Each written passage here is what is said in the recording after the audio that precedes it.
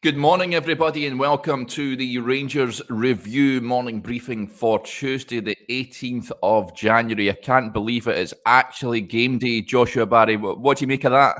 I know. Well, over 3 weeks, Derek, which is almost the summer break, but fantastic to have it back. It's went relatively quickly from our point of view. I would hasten to say, and yeah, fantastic to have it back. Very much looking forward to the game tonight. Yeah, absolutely. Very much looking forward to Rangers heading up to Pittodrie to take on Aberdeen in the Premiership. Lots to talk about ahead of the game, Joshua. You spoke to Giovanni van Bronckhorst and Borna Barisic yesterday, who looked ahead to the match. In terms of the team, and folks, well, before we continue, if you're watching us on YouTube, before I forget, if you haven't already done so, just hit that subscribe button so you'll never miss a video when we go live. But on the actual Rangers Review website, rangersreview.co.uk, we also have a fantastic offer, absolutely free for the first month. We've got our predicted lineups in there, Joshua. We deviate slightly, but in the main, they're pretty similar. But you're championing Ryan Kent to take a more central position tonight in place of Joe Aribo. And of course, no Scott Arfield, no Stephen Davis, both out injured. The game comes too soon for Phil Hollander, Ryan Jack, and Kemar Roofe. So Ryan Kent in a central position. What's your argument for that? Yeah, well, I know obviously the discussion's been that this is a time for Hadji to take his chance, and I could, obviously that is the kind of natural.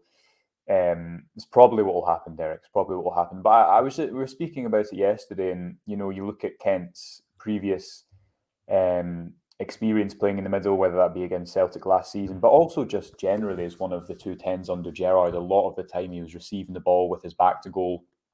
He obviously has experience last season of making those kind of cutting runs across the defence. And I think what the reason I thought about this is you look at previous Van Bronckhorst away games, so Tynecastle in particular, and Tony Macaroni Stadium. And the thing that really Rangers have relied upon is those aggressive runs from midfield. Now, it didn't happen at Easter Road to the same extent, but you still had Joe Aribo who can do that. And if you go and start, I think the midfield balance will change tonight because he's not got any number 8. So I think it'll be more of 2 sitters, which I think affords a number 10 a little bit more freedom. If you play a midfield of Lundstrom, Hadji, and Kamara, I don't think that really gives you any threat beyond whatsoever. And as I say, I think if you look at how Rangers have played with really stretching the pitch, the reason that's worked again at Tynecastle and away against Livingston is because Arfield and Aribo have been able to run inside the channels and those half spaces just between the middle of the pitch and the wing and exploit. That's a space where Rangers have been able to attack because teams now can't leave. They can't leave a Kent and Sakala with a little bit of room as they might have done Tavernier and Barisic because it's more dangerous. You could get beaten one-on-one and whatnot. The play is more direct from that area. So I think Kent would give you all of that. I would allow you to play with Sakala and Wright as well. And I just think considering the whole balance of the team, with it, I think it will be Lundstrom and Kamara. I think it'll be more of them together, as opposed to one of them dropping in and another pushing up with a Hadji. I know Kamara can do that, but unless they put James Sands in, which I'd be surprised, I think Kamara is so integral to getting the ball forward from the defence. So the thinking behind it is, it's not. I don't think that's Ryan Kent's long-term position at Rangers. He's obviously played really, really well since he went out left. But I think in terms of what the team needs to replicate in the absence of Joe Aribo, it might just work. Yeah, absolutely. So many comments coming in, guys. We're going to try and get through them as much as we can. Just a message here from John Dooley. Nice message, guy. Good morning, Derek and Joshua. And congratulations to Johnny and Mrs. McFarlane on their great news. Of course, now proud parents. They delivered a baby girl yesterday morning. So great news for Johnny and his other half. So we wish them all the best. That's interesting points made by Giovanni van Bronckhorst in the press conference yesterday, Joshua. You asked him about Cedric Itten, which I found quite interesting. He's brought him back, of course. Wasn't necessarily getting much game time in Germany. And it makes sense to bring him back because, as Gio said, it gives Rangers a different option. Could you see him possibly playing a part this evening? Yeah, I think so.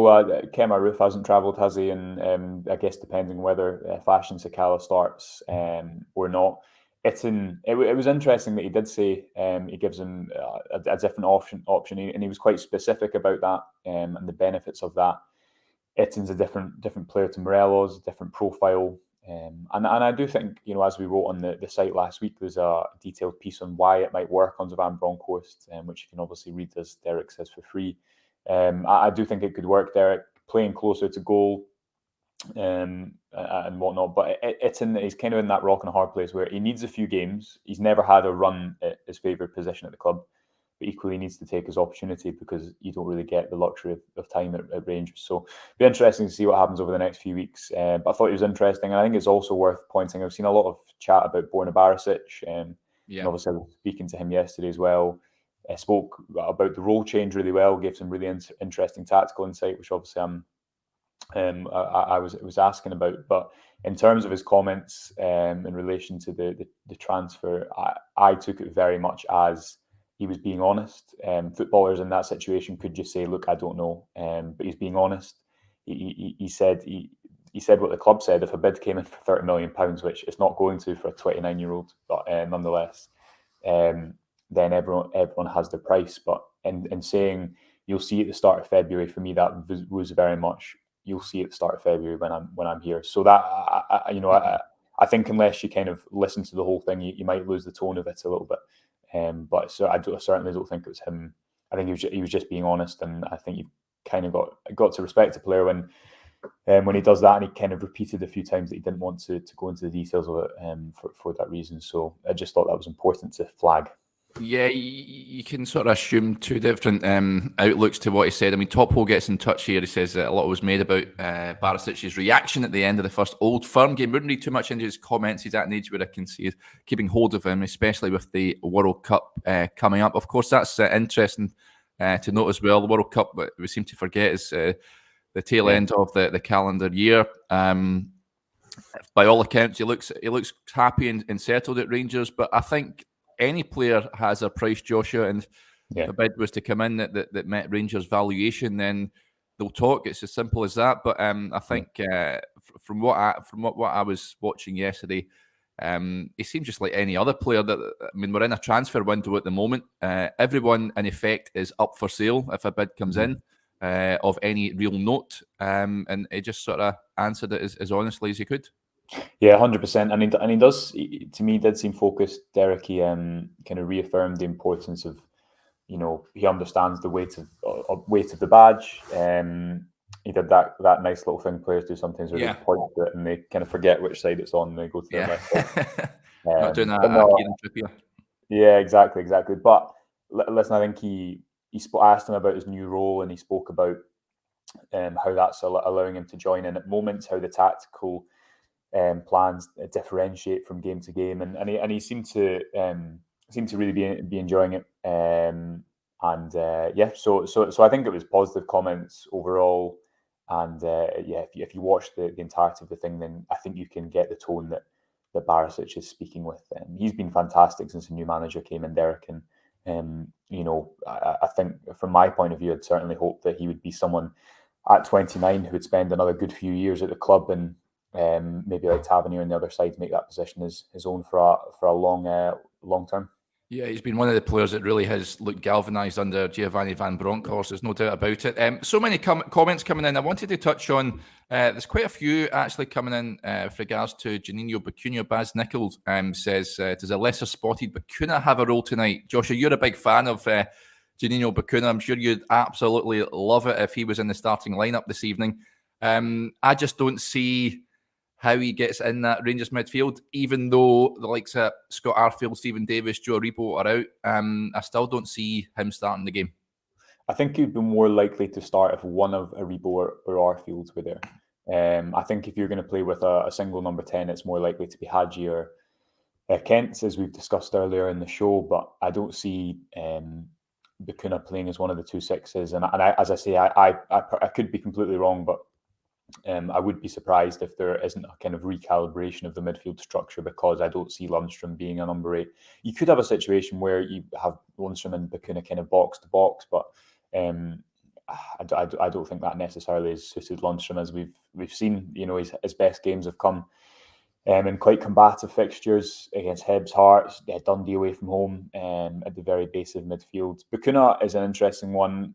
You've built up my reputation as a Bacuna superfan single-handedly, I think, even though. But I think when he came to the club, I was excited about it because you listened to the way that Michael Beale spoke about it and the similarities between him and Kamara and Aribo and the way they receive the ball, move with the ball, and he was a player of untapped potential. And let's not forget, his last start for Rangers was really impressive, Derek, in that midfield three, which didn't always have a reliable goal threat. I thought he was excellent against Ross County, and since then he's not really had a chance. So again, in a similar way to Itten, he probably needs a run of games. And is he not for Rangers? I mean, he's played, how many starts has he had? 2, 3? And you know, I think players require a little bit more time. I know when he came on against Lyon, he perhaps gave the ball away a little bit too much, but I guess that's kind of what he is. He's a bit of a maverick within a system. That's all the noise, because I know you spoke to people at Huddersfield when he came up the road. And the reality is, you can say, you know, he was free, and that shows that Huddersfield didn't think he was worth anything. Glenn Kamara was, as we know, 50 grand. It's not a player's price tag's not always reflective of their ability. Joe Aribo was 300 grand. So I think it's a project that it might not necessarily have worked so far, but there's not really been the platform for it. I guess after the winter break, we'll know definitively whether Van Bronckhorst sees him as someone that will be around for the future or not. Yeah, but Gary Gray makes a good point. We sort of touched on this yesterday as well. If Hadji doesn't get a run in Aribo's absence, it brings into question his long-term future at the club. He doesn't seem a natural fit for Gio's formation currently. Not enough pace to play on the wing. Well, I think we can both agree that playing on the wing isn't for Yanis Hadji. I seem to think that he will get an opportunity in place of Aribo, and he's just got to grab it with both hands, Joshua, doesn't he? Because I'd imagine when Joe Aribo comes back from the African Cup of Nations, hopefully for every Rangers supporter watching, there is no multi-million pound bid before the transfer window closes. You'd imagine he'd be walking straight back into the team. Yeah, I definitely don't see Aribo leaving, Derek. I think we look at the club have sold a player. You look at the player trading model that other clubs, Leicester spring to mind. The whole point of it is that you don't sell everyone at one, or one of the points of it, you don't sell everyone at once. I would be really surprised if that happens. Hadji's interesting because I think what he does allow you to do is, if you think the way that Rangers attack with, you know, Kent running vertically and Aribo, Hadji can change the angle a little bit of an attack coming off of the right, but he's not at his best when he receives the ball in space and has to gather up space and attack a man, as we've discussed many times. And Hadji's, in his own words, said at a press conference recently when I asked him about his role, he said, "I'm at my best when I'm having more touches with the ball and runners ahead of me." But I think the difficult thing, Derek, is that that's not the role that Aribo has played. If you look at his game again at Tynecastle, or the way that Arfield's played, that they've dovetailed as those number 8s, they've more often than not been the runners ahead of the ball instead of the distributors with the ball.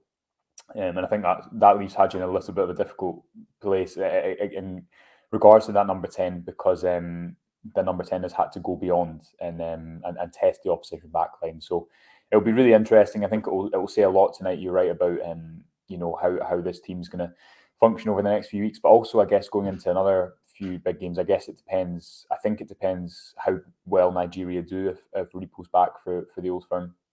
I think I'm right in saying that, Derek. But you know, who would you rather go into an Old Firm with from that number 10 position? I just think that in behind threat, especially against teams as well, like tonight Aberdeen, who will have a specific game plan. They'll try and limit Rangers, the ability to just stretch the game and completely negate everything they're trying to do in open play by going in behind. And then, as we've seen for the first goal and the second goal, it was the cause and effect, the threat of width in the second instance, and the threat of a run through the middle in the first. So lots of options.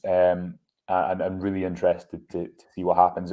Also probably worth noting that Borna Barisic did say we've not done hundreds of new things.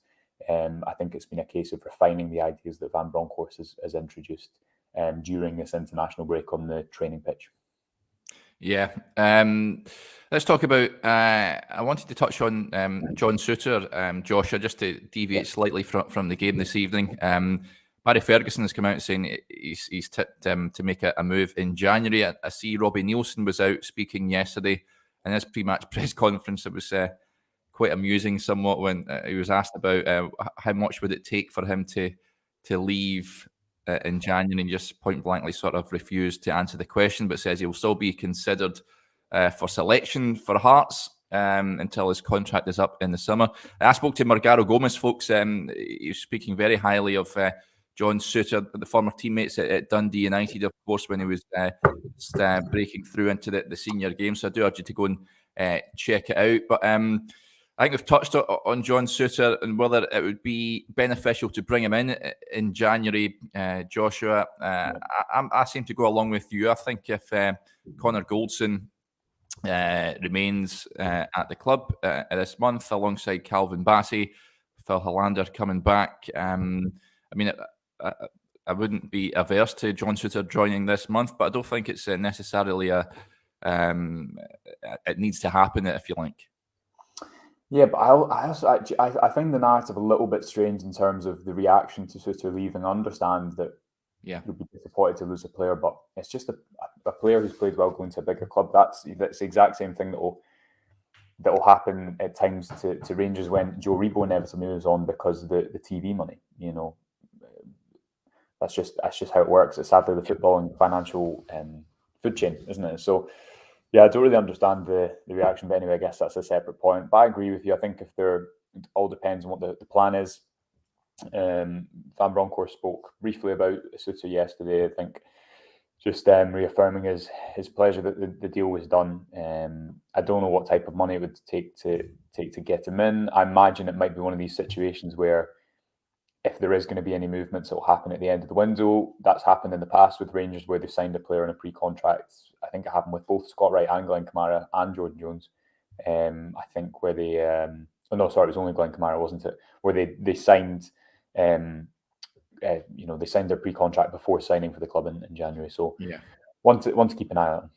Yeah, I see, just to deviate slightly, Tony Watt, of course, left Motherwell to join Dundee United yesterday. And I mean, the tweet from Motherwell was classy, the statement, wishing them all the best. You don't seem to get that when players leave for Rangers. And like you say, Josh, Robbie Nielsen's comments yesterday, he should be pleased that he's progressing in his career. He's going to, no disrespect to Hearts, a bigger club. He's bettering himself. He knows the way the cookie crumbles with regards to football and regards to contracts. Let's be honest, Hearts took him in a similar situation from Dundee United. So I'd just like to see maybe clubs just wishing their players well in case of that when they join Rangers. But I don't think that's a long time in coming. I like this comment from Roy Nelson. He's going to be waking up. He lives, I think he lives over in Thailand, is it, somewhere like that? Only managed to squeeze you in off to bed soon so I can wake up at 3:15 a.m.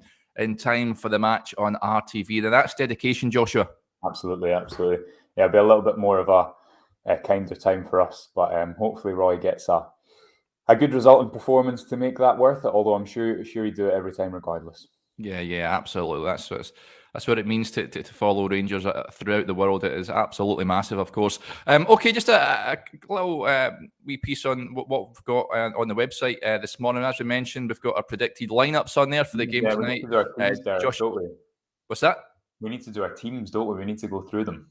Yeah, right enough. Yes. So there's a piece on Ryan Kent, Joshua banging the drum that he should be playing in a more central position. I've spoke to Margaro Gomez on John Souttar, and we've got our predicted lineups there now. Back five pretty much picks itself. And then we've got Glenn Kamara in there.